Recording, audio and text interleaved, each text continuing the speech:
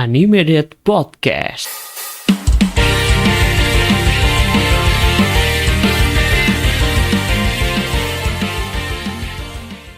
Animated Podcast Stay on Date Hola Tomodachi. Selamat datang kembali di Animated Podcast bersama aku Admin Hasan. Kali ini ditemani sama Admin Embe. Halo Admin Embe. Halo. Di episode kali ini kita bakal ngomongin sebuah karakter yang difavoritin oleh Embe dan sempat juga di-request oleh salah satu followers kita di Instagram. Lupa ya, maaf nama akunnya, soalnya ini waktu live di bulan puasa. Waktu itu ada yang request, "Bang, katanya coba bahas Toma." Dan kayaknya Boleh. cocok banget karena admin Embe ini karakter favoritnya adalah Toma. Jadi tanpa berlama-lama lagi, di episode kali ini kita langsung bedah aja nih karakter dari Kamijo Toma. Pertama, kita harus kenalan dulu dong Be sama karakter Kamijo Toma. Be kan sempat bahas di video di Animated postingan tentang Kamijo Toma. Nah, boleh diceritain dulu nih profil singkat dari Kamijo Toma. Nah, jadi tuh Kamijo Toma tuh protagonis dari series anime Toaru Majutsu no Index. Nah, jadi di dunianya itu ada dua sisi, yang dimana sisi penyihir sama sisi esper. Nah, Toma ini tinggal di sebuah kota yang canggih namanya Academy City, yang dimana itu isinya para esper gitu, dan esper tuh juga ada levelnya dari level 0 sampai 5 yang paling kuat. Nah, Toma ini sendiri tuh levelnya level 0 ya, yang berarti dia nggak punya kekuatan kan, harusnya gitu.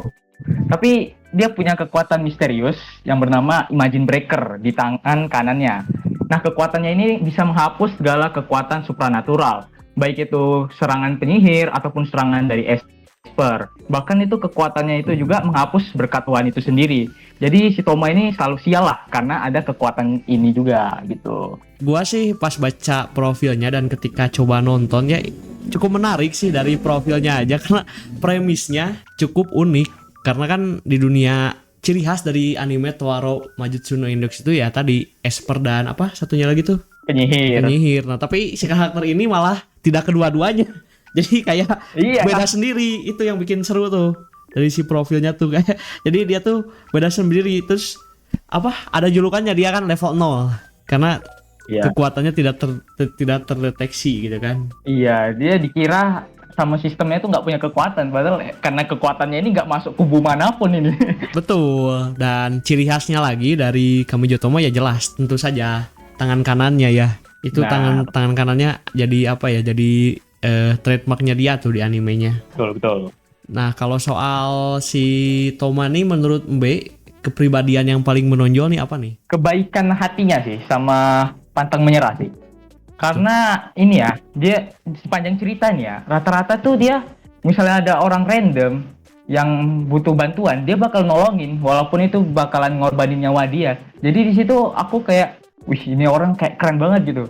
Walaupun orang asing, orang random, tapi dia tetap mau nolong gitu. Bahkan sampai luka-luka, ngorbanin nyawanya, bahkan sampai nentang satu gereja. Iya sih benar. Tentang satu gereja benar-benar. Dan itu dia, apalagi pantang menyerah juga kan. Ya udah kayak ciri khas MC shonen lah sebenarnya, pantang menyerah. Betul. Yang paling bikin aku salut tuh kebaikan hatinya itu tadi. Dan dia tuh juga ini ya, orangnya selalu bersyukur ya aku rasa ya. Karena kan dia selalu sial nih ya. Tapi walaupun dia selalu sial, dia tuh nggak ada ngeluh-ngeluh gimana gitu, nggak ada bikin-bikin story broken home atau pengen mati gitu, nggak ada. Dia tetap jalani hidup kayak biasa aja, kayak ya aku sial ya udah sih gitu aja, padahal selalu sial setiap saat itu. Entah kartu ATM-nya tiba-tiba keinjak jadi patah, betul, macam-macam. Kalau dari gua sih, gua ngelihatnya si Toma ini punya moral yang cukup tinggi cuy. Jadi dia tuh kayak tidak bisa melihat ketidakadilannya. Sebenarnya banyak di MC shonen lainnya, tapi di Toma tuh kayak lebih ditonjolin lagi. Jadi nggak peduli kamu mau penyihir atau esper level berapapun, selama kamu tidak adil ya harus dilawan cuy. Benar, itu dia. Tapi ada sisi negatifnya juga sih si Toma kalau gua lihat ya. Dari sisi gua juga melihat kalau si Toma ini kadang terlalu keras kepala. Jadi pingin banget sih tujuannya harus tercapai, dan tidak jarang juga gua melihat si kepribadian Toma tuh terlalu ikut campur cuy. Jadi terlalu ikut campur ke karakter lain. Jadi sebenarnya tuh tidak ada hubungannya apa-apa, tapi ya karena idealismenya Toma pingin ikut. Kalau dari Embe nih, kekurangan dari kepribadiannya Toma apa? Mungkin kekurangannya ya, dia ini jadi jarang merhatiin dirinya sendiri karena betul. terlalu membantu orang kan. Jadi Iya. dia terluka pun dia nggak peduli, padahal orang di sekitarnya juga tersakiti juga ngelihat dia terluka kan. Iya, Gitu. benar. Jadi bisa dibilang kalau kepribadiannya ini nyambung ya, cukup berkorelasi dengan tujuan dia, dimana kalau gue lihat dia tuh kayak punya filosofi gitu, kalau ya itu tadi ketidakadilan harus diberantas. Kalau Mbak melihatnya ada filosofi lain gak nih dari si Toma ini? Filosofi lain ya. Iya, tujuan yang ingin dia capai nih. Sebenarnya tujuan Toma itu sederhana, dia cuma pengen hidup damai bersama orang-orang yang berharga bersama dia. Cuman Iya ya sih, itu betul. ada aja sesuatu yang musik, tiba-tiba penyihir nyerang kota dan lain-lain.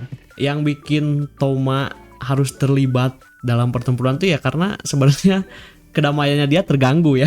Karena si Esper dan penyihirnya tuh gokil-gokil kelakuannya coy. Nah, dan juga ini San, kenapa yang sering menyelesaikan masalah ini Toma? Karena kok Toma itu kan nggak masuk kubu manapun kan. Jadi Iya, misal betul. ada penyihir nyerang ke kota Esper, nah kalau para Espernya yang bertindak nanti bisa jadi masalah internasional kan. Iya, benar. Nah kalau Toma ini kan kubunya nggak ada nih ya, bisa kemana aja dia. Jadi kalau dia nyelesaikan tuh bisa dibilang jadi aman gitu, nggak jadi masalah sampai skala besar gitu.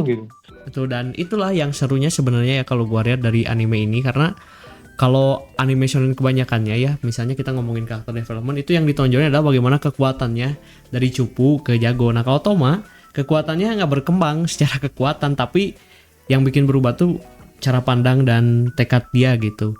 Jadi di awal gitu kalau gua ngelihat si Toma tuh asalnya ya ngelihat dunia tuh ya hitam putih aja, tapi makin lama dia tuh kayak makin sadar dunia makin kompleks, dan dia juga mulai berani mengambil keputusan yang luar biasa untuk melawan orang-orang yang besar, kuat, tapi jahat gitu. Kalau menurut Mbak gimana? Nah kalau development karakter ya, emang sih sebenarnya development karakter Toma tuh nggak kayak MC shonen lain yang dimana yang biasa ditonjolkan tuh power up kekuatan kan. Kalau di Toma sih enggak ya, lebih diperluas dimana konflik antara sisi sihir sama Espernya ini sih. Dan dia tuh lama-lama jadi sosok yang cukup penting ya, jadi kunci juga dalam perang juga. Jadi developmentnya ya apa ya, keberadaan dia sendiri ini bisa mempengaruhi dunia itu sendiri sih makin lama. Dari awalnya cuman anak SMA biasa, lama-lama jadi kunci penting pas perang dunia ketiga. Nah ngomongin Toma sebenarnya gak lengkap kalau cuma ngomongin Tomanya doang, karena yang seru juga adalah bagaimana dengan relasi dengan karakter lainnya. Ini cukup seru juga untuk dibahas. Pertama kita mau bahas hubungan Toma dengan siapa dulu nih? Dengan Index dulu kah? Nah, Index, wah jelas itu kan cewek pertama ya, heroin pertama ya. Yoi. Gimana nih hubungan Toma dengan Index kalau Mbak ngelihatnya? Hubungan Toma sama Index itu lebih kayak ini sih. Aku ngelihatnya kayak Toma tuh nganggap Index lebih kayak ke adik daripada ke cewek yang beneran dianggap cewek gitu loh. Gimana sih bilangnya, kayak bukan mandang lawan jenis, kayak mandang adik doang gitu. Dan apa ya, si Index ini juga kayaknya nganggap Toma juga udah kayak abangnya juga sih. Jadi kayak nggak ada cinta-cintaan lah kalau di antara mereka berdua ya. Iya benar. Kayak murni kayak saudara gitu aja sih. Iya. Dan gua ngelihatnya kalau si Toma ini kayak penjaga buat si Index cuy. Iya betul, penjaga sih, benar-benar. Indexnya males-malesan aja sih di rumah. Iya, merasa ada backup cuy, Asli, udah Toma tuh udah jadi kayak babunya aja. Index kayak yang punya rumah nih. Betul. Mau sama karakter apa lagi Mbak? Yang seru Mbak? Ininya apa relasinya? Sama ini sih, Misaka nih. Oh iya, ini sama Mikoto. salah satu karakter yang paling populer juga di Toaru ya. Betul. Lebih populer daripada si Toma ini sendiri sih.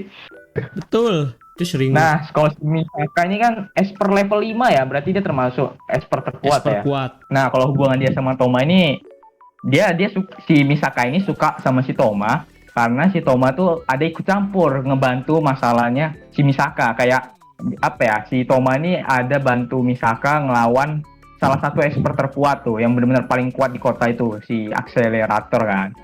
demi nyelamatin 20.000 klon si Misaka. Jadi ya karena si Toma udah nyelamatin 20.000 klonnya si Misaka, itulah jadinya si Misaka ini jadi suka gitu sama Toma. Dan Misaka ini yang paling care sih, karena di season 3 tuh ya, itu kan Toma ada ke luar negeri ya. Itu dia beneran ngejar Toma ke luar negeri ya, jadi demi apa? Pengen butuh penjelasan atau nyelamatin si Toma pas di perang dunia ketiga itu effortnya gila sih. Ya, betul. anak SMP so ngebajak pesawat Ya karena demi kuat ayang. cuy, anak cewek kan tapi kuat. Makanya bisa ngebajak pesawat gitu.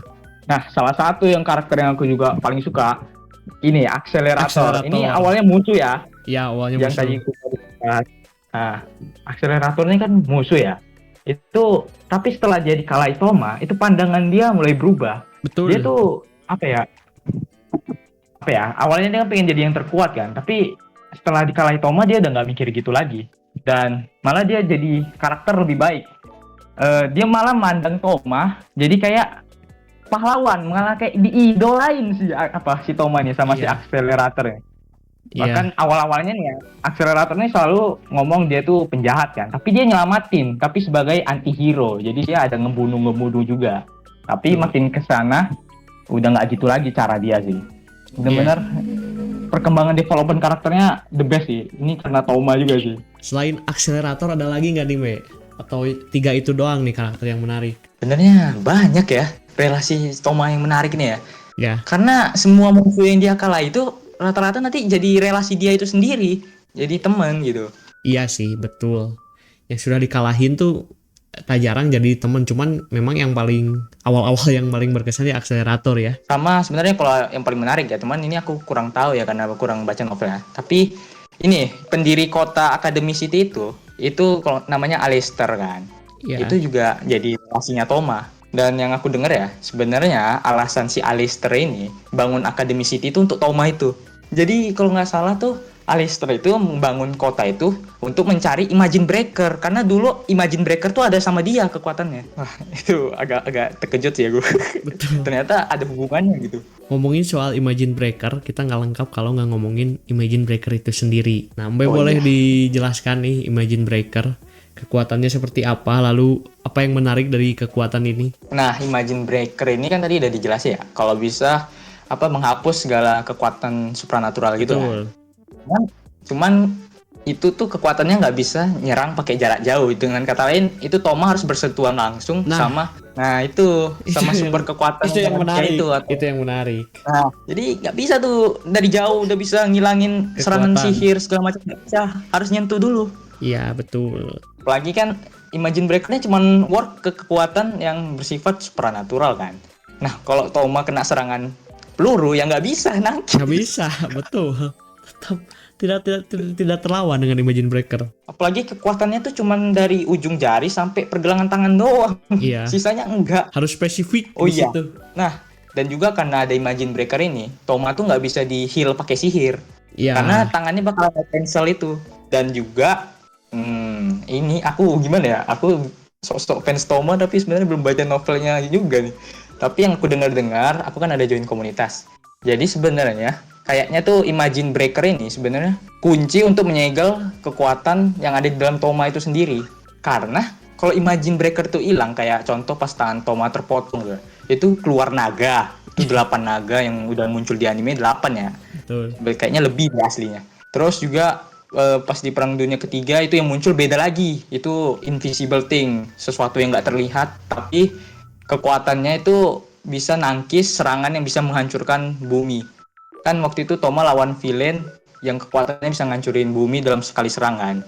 Iya. Itu bisa ditangkis sama kekuatan tak terlihat itu. Itu gila OP banget berarti kan. Tapi itu Toma nggak pernah mau pakai kekuatan lain yang ada di dalam dirinya.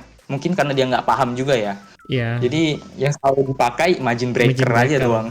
Entah mungkin ada lagi entitas lain, nggak tahu dah. Iya. Novelnya belum tamat soalnya. Betul. Nah, terus kalau nggak salah, Imagine Breaker nih sebenarnya kunci untuk memurnikan dunia ke bentuk asal mula dunia yang dimana nggak ada sihir-sihiran. Nggak ada Jadi sihir, ya. katanya kuncinya gitu loh, biar dunia itu murni kembali kayak asal muasal gitu tanpa ada sihir-sihiran segala macem gitu. Kok Toma itu punya refleks yang tinggi banget. Itu serangan Misaka itu kan kayak petir gitu kan. Itu Toma aja bisa nebak kemana arah petirnya aja, itu udah gila sih itu. Iya. Makanya itu Imagine Breaker kalau nggak punya refleks yang tinggi juga nggak guna itu coy.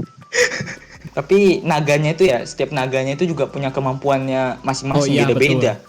Jadi kalau yang naga yang putih itu punya kekuatan serangan psikologis.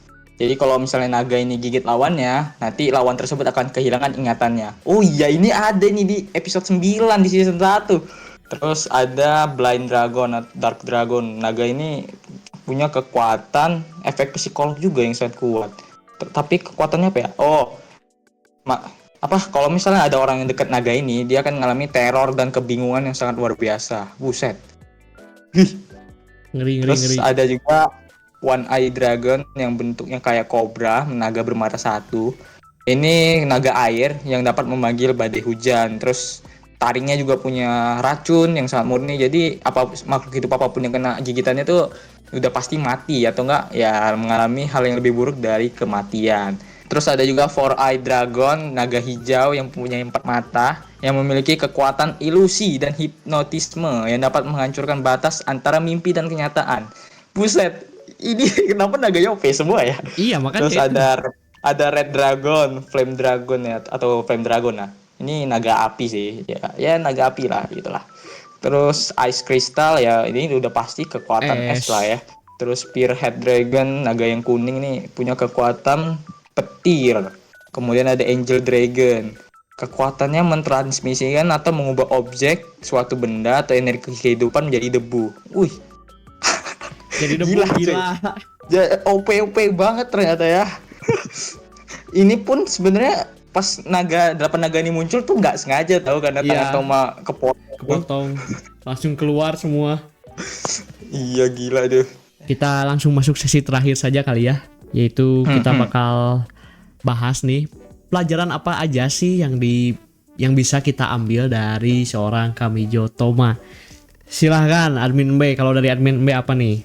Sebenarnya ini kayak yang tadi sih, yang di kepribadian ya. Kita jadi harus lebih bersyukur aja sih. Itu Toma yang lebih sial dari kita aja masih jalani hidup dengan biasa aja, tetap semangat. Masa kita yang nggak ada kena sial tiap saat, masa ngeluh gitu. Nah, iya sih. Terus tolong menolong walaupun itu orang asing gitu kan, karena kan kita kadang nggak tahu kadang mungkin kita bakalan ditolong juga sama orang asing suatu saat gitu kan.